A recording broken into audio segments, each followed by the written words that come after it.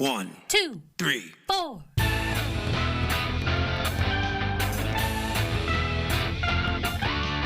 Monster movie. Fun time, go! Monster movie. Fun time, go. Monster. Movie. Fun time. Go! Monster movie. Fun time, go.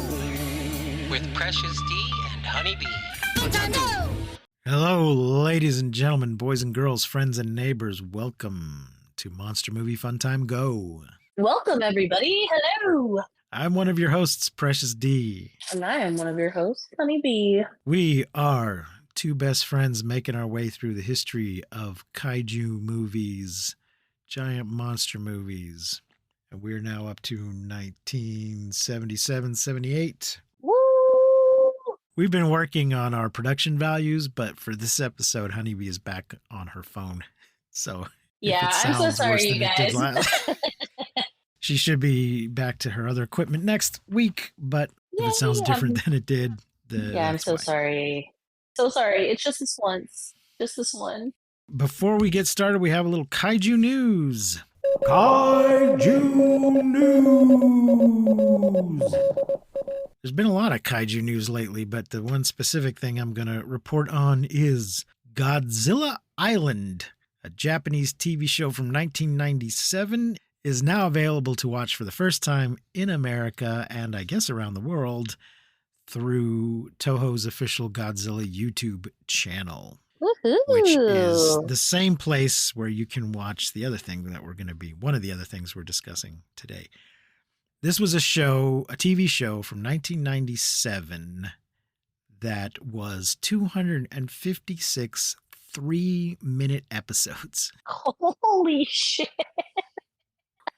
But I just watched the first episode, and they're really more like 2-minute episodes because there's 30 seconds of opening theme song and 30 seconds of closing theme song. Oh my gosh, you're joking. Wow. And the monsters are action figures. Yay! Time toy kaiju. I'm saying they are literally just action figures. It's not even stop motion. Wow. There was a lot of Bandai action figures made, tie-in figures made for this show, and that's partly because the show's made using action figures, I assume also manufactured by Bandai. Like I said, I've only watched the first episode so far, so I don't know what the monster fights actually end up looking like. I don't know if you could see the hands of the people holding the toys or what. Oh my gosh. It's set in 2097 on Godzilla Island, where in the future the monsters are all living in some kind of harmony, and there's a human force called the G-Guard that sort of monitors the island, which they just set this up in the first few minutes, and they're like, and this guy is the commander of the G-Guard, and then he's like, oh, things sure are quiet. Oh, look, a spaceship. And that's where it ends. So that's your 2 minutes. Yep. So I'm guessing that this spaceship shows up at Godzilla Island and starts spitting out alien monsters or something. Like you do. Yeah, and there's monster fights. So you can watch that on Toho's official Godzilla YouTube channel. Woohoo! Now, today on the show, we're going to be discussing, in a way, two cartoons. One being a cartoon in the more original sense of a drawing, and the second being an animated cartoon, which is how we tend to use the term these days. We are talking about Godzilla, King of the Monsters, the Marvel Comics comic book series from 1977, and then we're going to talk about the Godzilla cartoon show from 1978. So the comic ran from 77 to 79, so there was some crossover between the period that these were both out. Very cool. We love a good crossover. I just mean the time period crosses over. There's not direct interaction between the two stories. One is not an they're separate things. One is not an adaptation of the other. Although in both of these, Godzilla is green instead of gray like he is in the movies. Oh God, never mind. I'll wait till we get there. Okay. But the cartoon has fairly recently been put up in its entirety, 2 seasons, again on Toho's official Godzilla channel. So check it out, y'all, because it's free on YouTube. The Godzilla Island thing is in Japanese with English subtitles. Godzilla cartoon is an American cartoon, so it's just in English. But it's good quality. It's not, sometimes you go find an old cartoon on YouTube and somebody's just, pointed a camera at their VHS recording from 20 years ago. And you That can is like not the hear case them with this. breathing. Yeah. No, this is high quality version of the cartoons. Yay. But let's talk about the comic first. It ran from, as I said, 77 to 79, 24 issues, published by Marvel Comics. This comic now tends to go for quite a bit of money. Not like millions, but the first issue can go for over $100 depending on the condition. I have a trade paperback collection, Essential Godzilla, King of the Monsters, that is a reprint from 2006, and I believe that only had one print run and is now out of print, so that tends to go for like $50 or more. Dang, that's cool. It was $20 when it came out. I think I got it for less than that off of Amazon, but now that it's out of print, if you go on Amazon, they're going to want $200 or whatever. If you go on eBay, it just depends on the condition of the copy and how many people are bidding on it. It can go for anywhere from 20 to 50 to 60. So Marvel had licensed Godzilla from Toho to make a comic book. The license ran out after 2 years.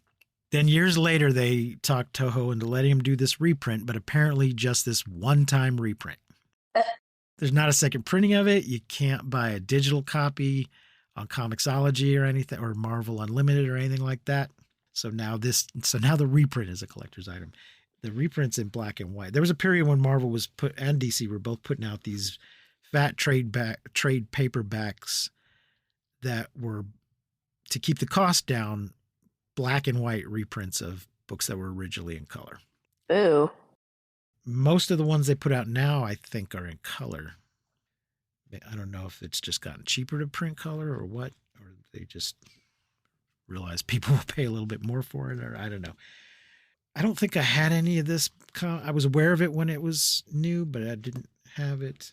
But yeah, I bought this Essential back when it was affordable. I'm going to read the description from the back of the trade paperback. Nice. And then I'll go into a more detailed description from Wikizilla. Hit us with the truth. First, we have a quote. You have your fear, which might become reality, and you have Godzilla, which is reality.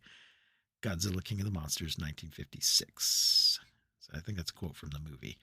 And then it says, and what a reality it was. For 2 years, Japan's greatest export was one of Marvel's biggest stars, and the King of the Monsters upheld his title against some of the best and worst the House of Ideas had to offer. House of Ideas is a nickname that Marvel Comics has given themselves, including the Fantastic Four, the Avengers, and Nick Fury and the Agents of S.H.I.E.L.D. Godzilla shrinks, goes west, travels through time, and hosts one of Spider-Man's most gratuitous guest shots ever. Plus, aliens, mutants, mad scientists, and almost a dozen more giant monsters. Now, Marvel only had the license for Godzilla, not for any of his other movie monsters, so they had to make up they had to make up their own monsters for him to fight. And yeah, they just decided to bring him straight into the Marvel universe. So he's fighting a bunch of superheroes, among other things. And then after the license ran out, they kind of kept using him a little bit, but they had him get mutated so that he no longer resembled Godzilla so much. And I think they stopped using the name Godzilla, but within the continuity of the story, it was still the same monster. Okay. Yeah. Loopholes. Loopholes. That's kind of annoying. Don't you feel like that's kind of like as a fan, like what the hell? Yeah. Well, I've seen Marvel do this before. They did this in Shang-Chi, Master of Kung Fu. Originally, Shang-Chi's father was Dr. Fu Manchu, and they had a license from the Saxe-Romer estate to use the name Dr. Fu Manchu. And then they lost that license, so then they changed it and retconned it to his father having a different name, or they would just call him the doctor for a while, and then completely changed who his father was, or just did things to deal with the fact that they no longer had the license to use that name. And in the movies, they just had the Mandarin be his father, which the Mandarin was a Fu Manchu ripoff to begin with. So there you go. So it's happened with other things too, where they had a license to something like the Micronauts, things like that, where they had integrated it into their universe and then couldn't use the name anymore, so had to make some changes. And here's Loopholes. Yep, here's some more detailed. Oh, Doug Mensch was the writer and Herb Trimple was the artist. And although he's fighting Shield is kind of tasked with keeping an eye on Godzilla, but it's mostly not Nick Fury. It's mostly Dum Dum Dugan, who's heading up the Godzilla task force. Fury, yes, Fury makes some appearances, but mostly to yell at Dum Dum about, you got to get on that monster and get it under control.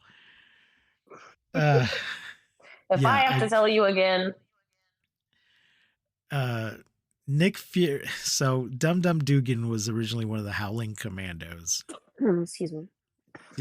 Nick Fury was originally a World War II comic book. Sergeant Nick Fury and his Howling Commandos. Then he got retooled into a spy comic. And that's when it became Nick Fury, Agent of S.H.I.E.L.D. But the other commandos also became S.H.I.E.L.D. agents. So Dum Dum Dugan, who's a guy that wears a bowler and smokes a cigar. During World War II, even though he's in uniform, he'd be wearing a bowler with like his rank patch on the bowler, smoking a cigar. And then once he became a spy, he's wearing his sort of high-tech spy jumpsuit, but still wearing that bowler hat and smoking a cigar. I don't know. I don't know where his name comes from. I don't know why he puts up with people calling him Dum Dum. Because I'm pretty sure his mother didn't name him that, but there you are. It's not his birth certificate name. Yeah, it's not his government name. A giant prehistoric monster. This is the summary from Wikizilla, because I liked it better than the one from Wikipedia. Thank you, Wikizilla. Nice. Thanks. A giant prehistoric monster roused by atomic testing, Godzilla first menaced Japan in 1956 and repeatedly attacked the nation's cities before gradually becoming the lesser of two evils, fending off other more malevolent creatures and unintentionally defending mankind in the process. This lasted for 20 years. At some point after that, Godzilla became frozen inside an iceberg, only to break free once the iceberg reached Alaska. So that's where the comic book actually starts, with him breaking out. I want of the to iceberg. break free. It starts with him coming out of an iceberg. We've seen this in some of the movies too. He's always getting frozen and then breaking out. Yeah. And also, wasn't there a cartoon that we watched like in the very beginning where it was like a Godzilla type monster being frozen? Yes, the Atomic Monster Superman cartoon. Yeah, oh that's right. Yeah, Superman cartoon. That we watched that before we watched, was it Beast from 20,000 Fathoms? I think so. Yeah, because they seem to have ripped off the idea from that. Yeah, the plot is the same. Godzilla then began a destructive campaign across the United States, tracked by S.H.I.E.L.D. and crossing paths with the many heroes of the Marvel Universe. This finally culminated in a battle against the Avengers and the Fantastic Four in New York City, which ended in a draw as Godzilla decided to return to the ocean. And this is where the gratuitous Spider-Man appearance comes in. Spider-Man's not in the battle. He gets there just as the battle's ending, and Godzilla's walking away, and he whips out his camera to take a picture so he can sell it to J. Jonah Jameson. Oh my gosh. And he even says, "That's not a great picture. It's from the back and at a distance, but it's better than nothing." And maybe Jonah will buy it. Wow. Yeah. So that's where the comic book series actually ends. And then the rest of this is the later appearances where he's Godzilla, but not Godzilla. He was later captured and mutated by his old nemesis, Dr. Demonicus, and used as a pawn in his evil plans, at one point clashing with Iron Man. So Dr. Demonicus appears throughout the series, and he's creating other kaiju and making them fight Godzilla and trying to take over Godzilla. Godzilla largely disappeared afterward, though many creatures resembling him have since appeared. His last known appearance came when he attacked New York City along with several other inhabitants of Monster Island under the control of the Mole Men. By this point, he no longer bore the mutated appearance he had while under Demonicus's control. So, this was the first American Godzilla comic. I don't know if there have been any Japanese ones. I don't think so. But since then, Dark Horse made several Godzilla comics, and they had the license for a while. And now IDW currently has the license and regularly puts out Godzilla comics. They tend to be short, limited series and one-shots rather than an ongoing thing.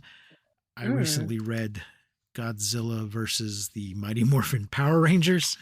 Ah, dope. Yeah, that was like a 4 or 5 issue series. Hell yeah. You read it? Did you read it online or do you have it? I just bought digital copies. Nice. I didn't feel the need to own a hard copy. Actually buy it. Yeah. Yeah. Well, most of my comics now are digital. It's just the Superman titles that I buy physical copies of for the most part. Okay. And the rest of them I just read digitally on my Kindle. Yeah. Because I just had too many. I had to start getting rid of some and selling them. They were taking up too much space. Mm-hmm. So I wanted to have a more concentrated collection instead of just keeping everything I ever bought. Yeah. Having a bunch of random shit that I didn't really care about. Mm-hmm. So there you go, folks. That is Godzilla King of the Monsters from Marvel Comics. As I said, you can't find it online anywhere. I couldn't even find unofficial, like bootleg scans or anything like that online. And damn, you just nothing? No. I didn't look in that archive to see if somebody had scanned it and put it in there, but that's possible. Yeah, that was my next question. Yeah, it's possible because that archive we sometimes allude to does have print material in it as well as video. Ooh. But Honeybee, you've never read any Godzilla comics, have you? No, I haven't. I didn't really even think about it or know that they existed. Yeah, I was going to try to get you a copy so you could read this, but it's a little overpriced. I bet. So maybe next time we're in the same place together, you can just thumb through my copy. I'll thumb through your copy. Plenty of time for that later.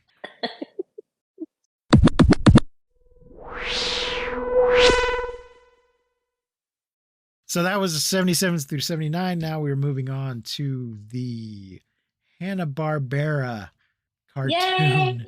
Yay! Which I didn't. Maybe I'm going to embarrass myself here, but did Hanna-Barbera do some Powerpuff Girls stuff? Powerpuff Girls was Cartoon Network. And Yeah. there was certainly Hanna-Barbera stuff on the Cartoon Network.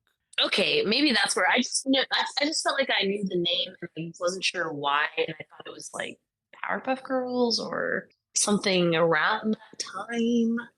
I don't know. I can try to look that up real quick. Yes, they did produce the Powerpuff Girls. Okay. I would say the most famous Hanna-Barbera character is probably Scooby-Doo. Yeah, and man, I literally, as the first episode, I was like, whoa, this is Scooby-Doo Godzilla, like Godzilla Scooby-Doo cartoon. It really is. Even like Godzuki's like noises are like very Scooby-Doo. Well, there's a reason for that. Is it Scooby-Doo? Yes, Don Messick is Don Messick provides the voice, so to speak, of Godzuki, and he is also the original voice of Scooby-Doo. Oh my gosh. That's He was so the voice of funny. Scooby-Doo for the first several decades until basically for everything until he retired. And then Fred Welker took over. Frank Welker. Frank Welker does the voice of Fred, but he Mm. has also done the voice of Scooby-Doo and stuff after Don retired. Wow. So yeah, why don't we, since that came up, let's look at the rest of the voice cast. Jeff David as Captain Carl Majors, Brenda Thompson as Dr. Quinn Darien, Hilly Hicks as Brock Borden, Al Eisenman as Pete Darien, and as I said, Don Messick as Godzuki. Oh, Oh, and Ted Cassidy as Godzilla. because we have to tell you, Godzilla doesn't speak, but he has the worst fucking sound effect in this cartoon His that we've ever heard. Ted Cassidy, you may know as Lurch from the original Addams Family. Oh, okay. Well, That's let me tell you, his best known. his Lurch is where his talent is because Godzilla roars, ain't it, my friend? Yeah, instead of doing It's some sort of effect, horrible. instead of doing a proper effect, they just have Ted going. Rah, rah, rah, rah, rah. It's not Yeah, great. that was actually pretty good. So yeah, it's they should have got you to do it because man, it's Well, horrible. I was so disappointed. I'm like, what the hell?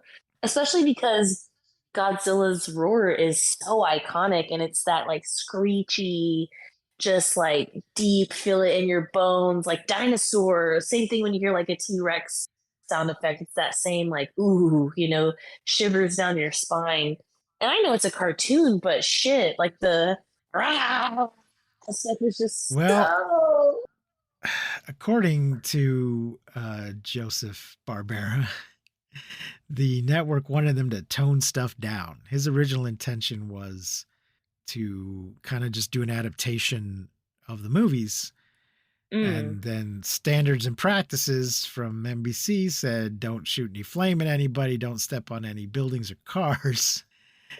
And they ended up, coming up with some things to lighten it up a little bit at the behest of the network. So they took one of the guys that worked on it had worked on Johnny Quest. And so a lot of the sort of dynamic of the Johnny Quest show ends up turning up in this. And Godzuki is basically Scooby-Doo or Bandit from Johnny Quest or any number of comic relief animal characters from any number of Hanna-Barbera cartoons. Oh my gosh. Godzuki. Yeah, what'd you think of Godzuki? Oh man, I freaking loved Godzuki. You I, did. yeah, I did because it's just so goofy and silly. And I mean, also, I feel like I hate to say it, but I kind of like Godzuki more than I like Minya. Is that rude? Because I feel rude saying it. It feels like, damn, I know that's your real son, but man, I feel like Godzuki should have been Godzilla's real son because Wow. I like how derpy he is. He's kind of a little shit. He like gets into Yes. shit. He doesn't Yep. listen. He's just like so goofy and I just loved it. I just love him and especially the Scooby-Doo-ness of him and how like Pete is kind of like our little Panchito. We have a little like friend gang. They're not really a friend gang, they're more like scientists and shit. But it feels very like friend gang, in and out of doors, crazy shit happening. Oh no, call Godzilla. And I think it's Yeah. funny that Godzuki can communicate with Godzilla just by like screaming at the top of his lungs. They're like, Godzuki, tell Godzilla to follow us. And he's like, Yeah. what? Right. And then Godzilla just like turns around and is following him. So goofy. Well, let me give the overview of the series. This is also from Wikipedia. Not Wikizilla, Hey. but Wikipedia. Thank you, Wikipedia. Thank you, Wikipedia. The series follows the adventures of a team of scientists on the Calico, a hydrofoil research vessel headed by Captain Carl Majors. Now, I think the name Calico, I believe, is meant to remind you of the Calypso, which was Jacques Cousteau's ship. Honeybee, do you remember Jacques Cousteau at all? I know the name, but I'm not sure. I'm not familiar. Like, I don't know. Jacques I've Cousteau is definitely a heard the name. real life oceanographer who had a popular TV show for a number of years, The Undersea World of Jacques Cousteau. He invented the first workable aqualung, the self-contained underwater breathing apparatus, better known by the acronym SCUBA. Yes, he invented scuba gear.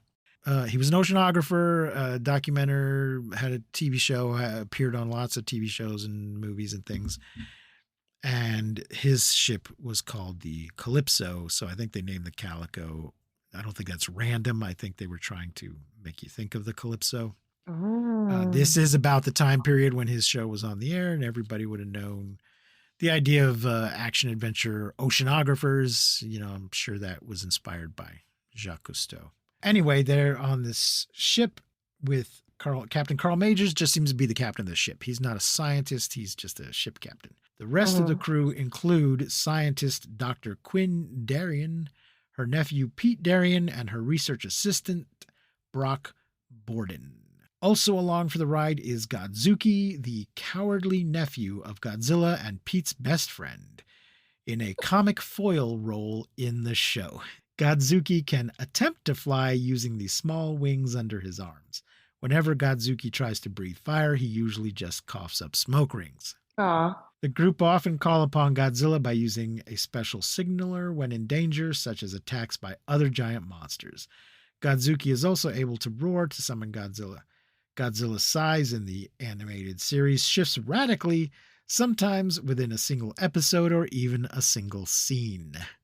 For instance, Godzilla's claws can wrap around a large ship, and only minutes later, the team of scientists fits rather neatly on Godzilla's palm. In addition, Godzilla's trademark atomic breath is altered so that he breathes simple fire. He can also, and I don't know who was behind this decision, shoot laser beams from his eyes, much like Superman's heat vision. Why do you need eye beams when you already breathe fire? Yeah, I kind of also had that thought, but then I was thinking that maybe it's just for the cartoon, like they're trying to zhuzh it up and make it, superhero-y, because he really is the superhero in this whole series. He really is the hero. Sort of. I mean, yes, he is, but he's actually sort of the superpower. Yeah. He's the superhero. So these all, I didn't watch the entire series. I used to watch this when I was a kid. And before we get on too far Saturday morning. On Saturday mornings, yes. And we'll go into that in a minute about the variations it went through. And the opening theme song. Oh, I couldn't have told you all the details of who the crew were and all of that, but I could have sung you the opening theme song. Up from the depths, 30 stories high, breathing fire, his head in the sky. Godzilla, Godzilla, Godzilla, and Godzuki.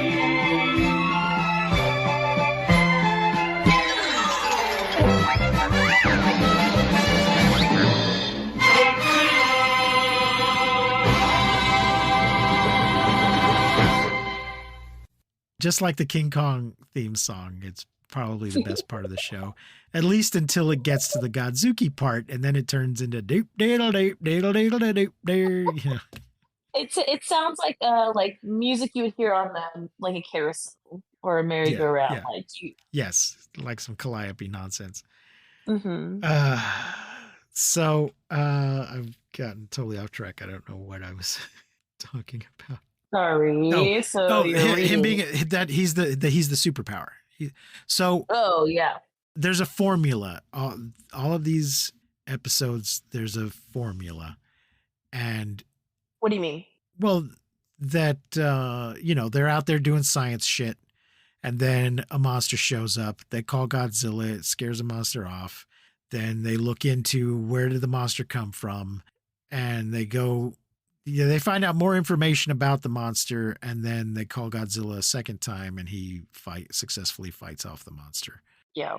I don't think he ever actually destroys it or kills it, but he sort of permanently vanquishes it. And we don't see it again. Get out of my house, son. But in a lot, I would say most superhero-based shows, cartoons, and TV shows, I mean, cartoons and live-action shows, if it is a superhero, superpower-based show, the hero will show up twice, once near the beginning and again near the end.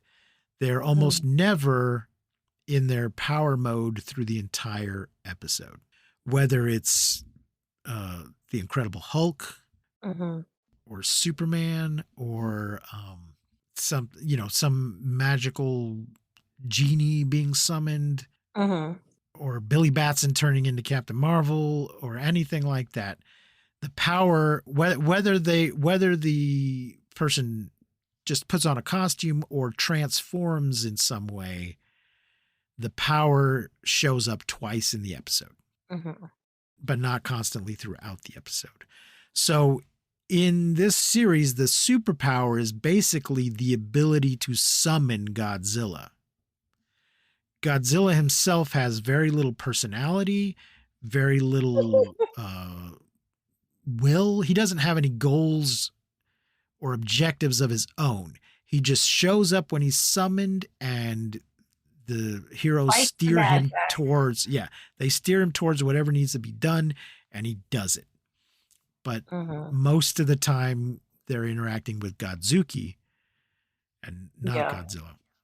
So he's basically, rather than really being the superhero himself, he is the superpower that the team summons twice an episode. I would say the one exception to this is the Super Friends, who are just the Super Friends the whole time.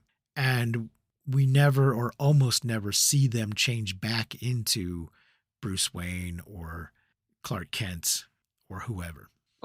I think it still follows a pattern in that they fight twice an episode and then do a bunch of figuring out stuff, but they don't bother going back into their non-powered mode between the two fights. So there you go. But yeah, as we already mentioned, Godzuki is very much the Scooby-Doo of the bunch. Yeah, he really is.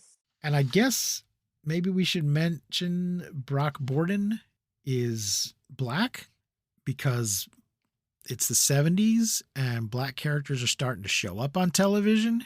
Yeah, baby. And I think this is the first time in a Godzilla movie, definitely, but possibly even in any of the movies we've been watching, where a black character is one of the main characters and is not just some native that the main characters interact with or a Japanese person in blackface.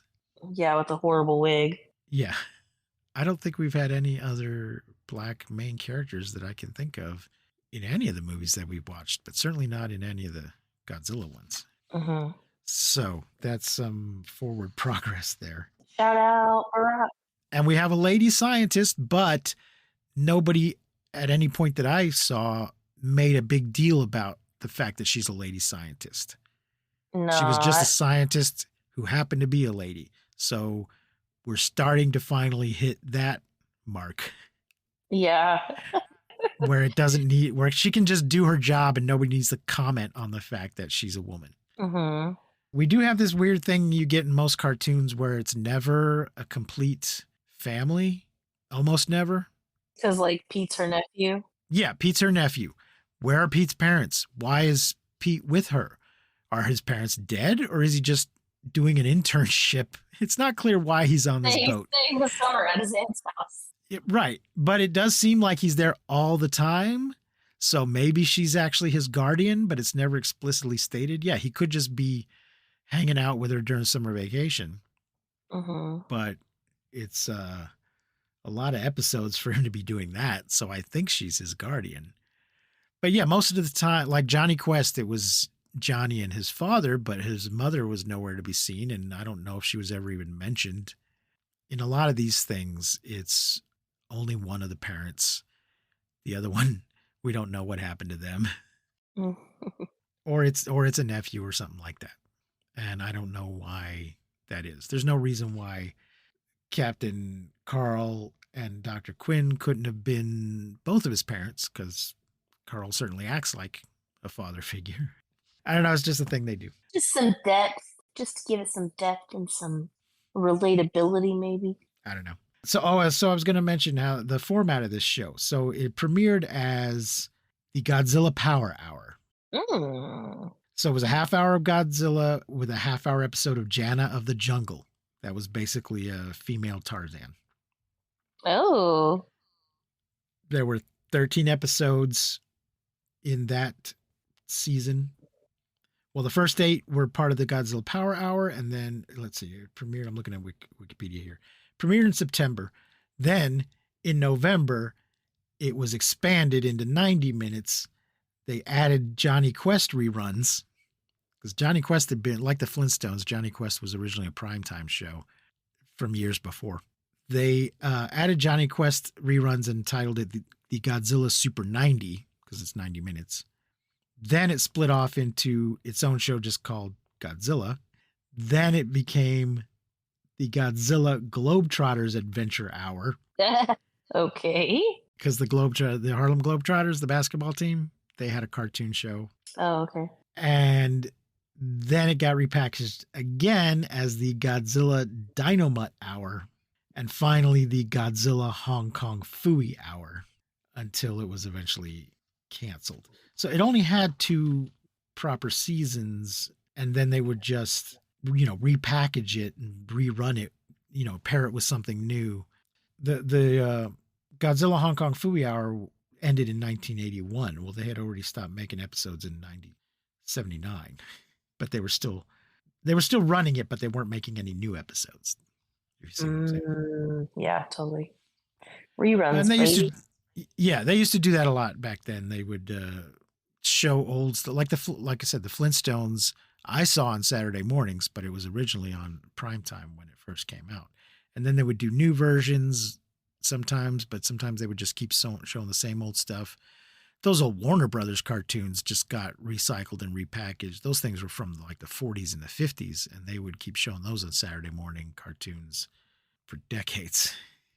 Honeybee, any more thoughts on which episodes did you watch? How much of it did you watch? Let me look through my notes. So I watched the first, because it's like broken up in 3 parts. Like episode 1 is broken into part 1, part 2, part 3 on YouTube.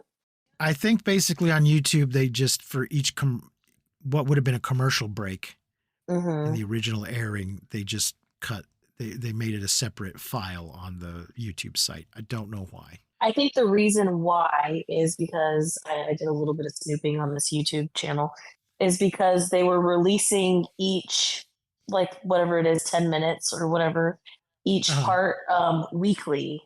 So it was like comment, subscribe, like next week you'll see the rest of the episode. And so they did all, I think it was like 26 episodes they did in those 3 parts, so that it took like 70 some odd weeks. So it was like, it took the whole year for all of them to come out. I see. But now it's all up there and you can just watch. Yeah, totally. I loved just how random Godzuki was. He's such a shit. I just thought he was so funny. I thought, you said how many episodes did I watch? So I watched the first probably like 2 full episodes, so like those 6 parts, and then I'm moving into a new apartment, so I just like had it on while I was moving. So I watched the first like 2 episodes, like the 6 parts. Then it just was on while I was moving stuff, and I came back into it on episode, I want to say it was episode 6. The Energy Beast is when I Okay. like came back into it and watched a few more there, and then like just played it while I like did other things. So I got probably a good solid, I'd say 4 episodes on, but I did go through the entire series. But I like Oh, actually paid attention to watched, I'd say like 4 episodes in okay. full Yeah, I think sporadically. I watched the first 4 over a period of a few weeks, but I was looking at the summaries here. I think I need to jump ahead and watch number 7, The Colossus of Atlantis, because that's some crazy shit there. Oh, so good. The team happens across the ancient city of Atlantis, and they, including Godzilla, end up imprisoned in the city. So yeah, that's I mean, we've seen various forms or versions of Atlantis in the Godzilla movies. Sometimes it's Atlantis, sometimes it's Seatopia or Mu, but it's all basically Atlantis. Mm-hmm, So mm-hmm. yeah, lots of underwater. I mean, Godzilla's a sea monster, and they're oceanographers, so there's lots of underwater shit in these. Yes. I also loved Pete. He's kind of like the closest thing you get to a Panchito in this. He's like a little Yeah, tween who's like a badass. He like does crazy shit. Will just like all of a sudden be like flying a helicopter in the that's middle right. of. That's right. Yeah, he does just jump in the helicopter at one point and start flying it. I was like, what the fuck? So Like that is good. surely that is not legal. Yeah, I do not love Godzuki as much as you do. I figured. I honestly cannot remember how I felt about him as a child, but I watched this cartoon a lot, Mm-hmm. so I must have at least found him tolerable. I, I think I mostly just got excited when I heard the theme song because it is pretty damn good. It's so good. Also, there's this advertisement, and I think like the second episode, I'm not sure, Earth Eater, whatever episode Earth Eater is. That's And the second one. okay, there's a advertisement that Earth Eater like goes through, and Uh huh. it says drink Butts root beer. Like Butts is the name of the brand. I was like, what the heck? I made a note about it. Okay. I did I not was like, notice did that. that just say drink Butts root beer? I had to like pause it and go back. I'm actually Uh, gonna send you this. I screenshotted it, and I'm gonna send you the screenshot. Just so you can see. okay, I did not notice that. Drink Butts root beer. I'm sending it to you right now.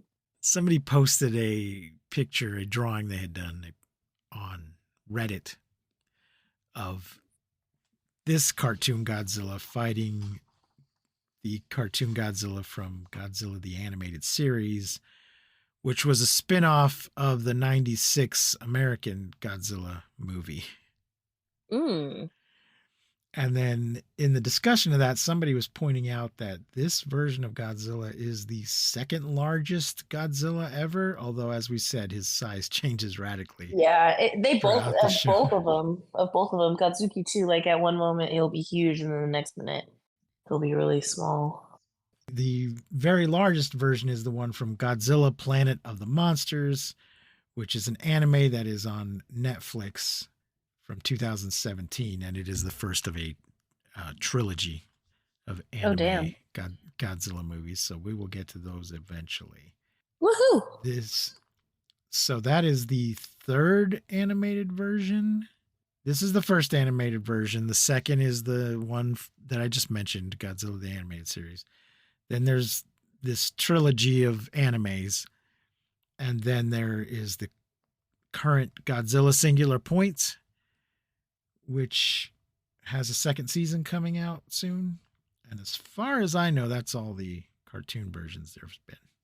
And as everybody should know by now, there's a cartoon Gamera coming out soon. Yeah, baby. So we'll maybe do a brief review of that when it comes out, and then a full breakdown when we get to it.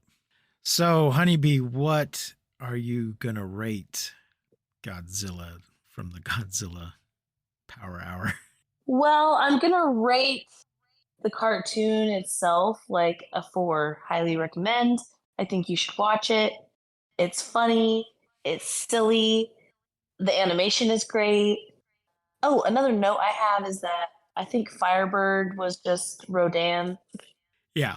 But they, like the comic book, they only had the rights to Godzilla, so they had to make up a bunch of Yeah. monsters. But Firebird is very much like Rodan. Yeah. What else? What else? Yeah, I thought so yeah, like as a cartoon, as a thing, I say like 4.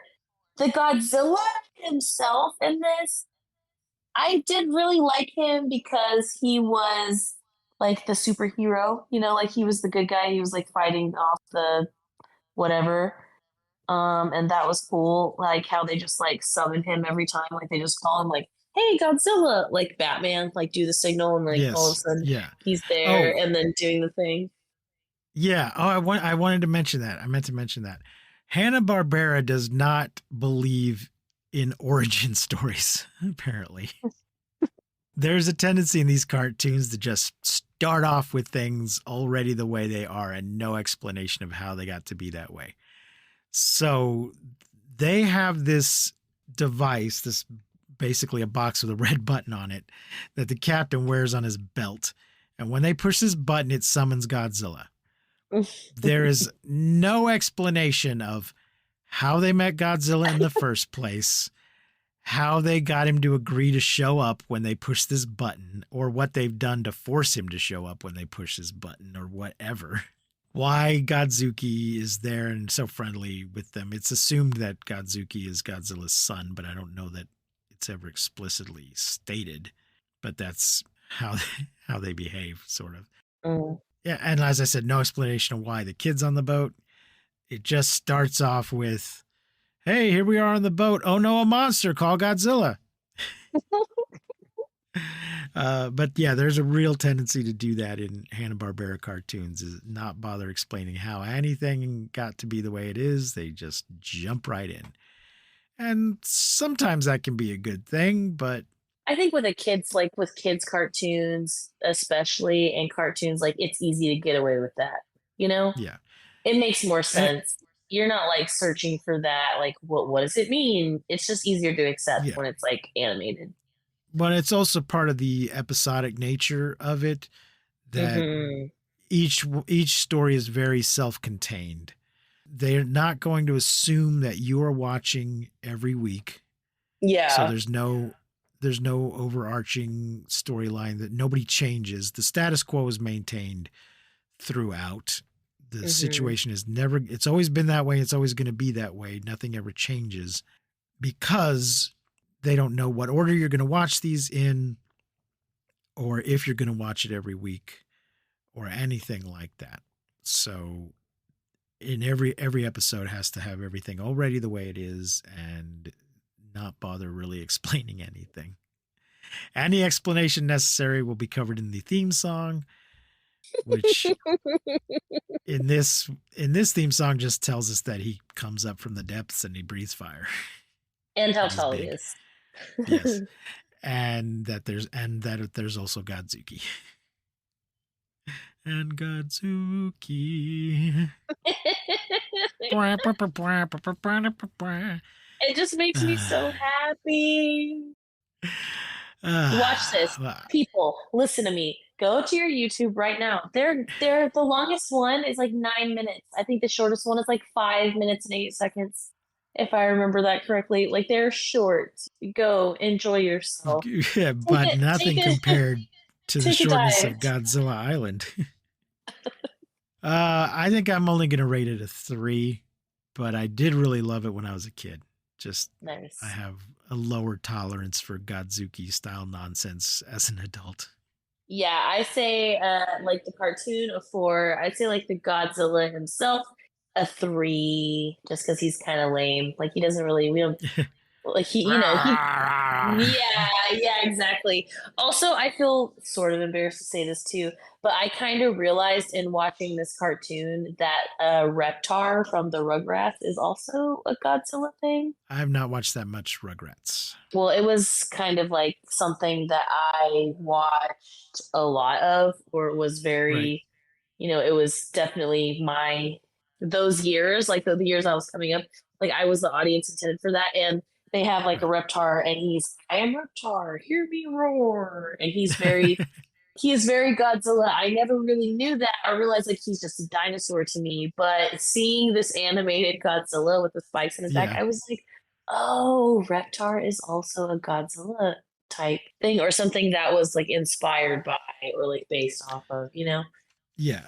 And this Godzilla and the Marvel one both look a little more like a Tyrannosaurus than the movie Godzilla. Mm-hmm. They are both green. They both breathe fire rather than atomic breath. Mm-hmm.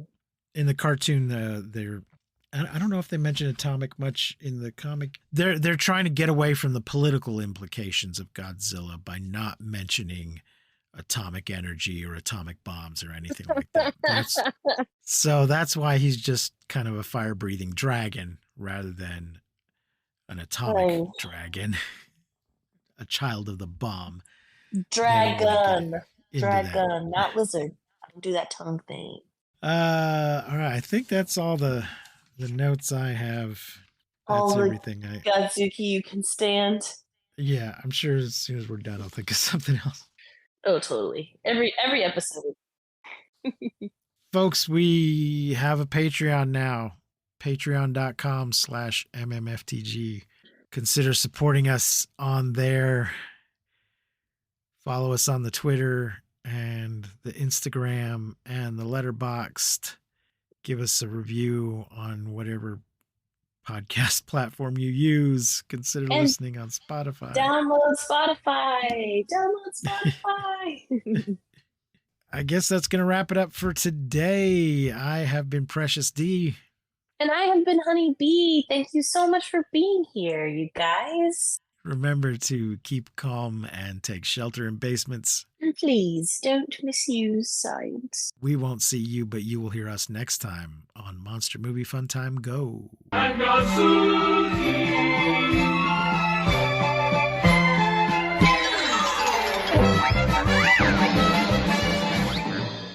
You've been listening to Monster Movie Fun Time Go. If you enjoyed the show, please rate and review us on your podcasting platform of choice. Our theme song is by the Texacato Folk Rock Punk featuring Lita Lopez. You can support the show, find links to our social media, and even leave us a voice message at anchor.fm/MMFTG.